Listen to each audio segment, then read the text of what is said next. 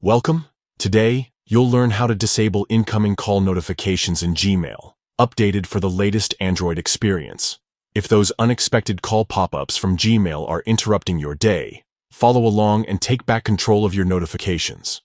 Let's jump into the step-by-step guide. Start by picking up your phone and unlocking it to the main home screen. The first thing you'll want to do is open your phone settings. Look for the gear icon. It's usually found in your app drawer or quick shortcuts on the top of your screen. Inside your phone's settings, scroll down until you find Apps. Tap on it. This section lets you manage every application installed on your device. In the apps list, search for and select Gmail. You might have to scroll a bit if you have many apps installed. Once you find Gmail, tap its icon to open the app management page. Here, look for the notifications option and tap on it. This menu manages how and when Gmail alerts you. Now tap on Notification Categories. This is where things get more customizable.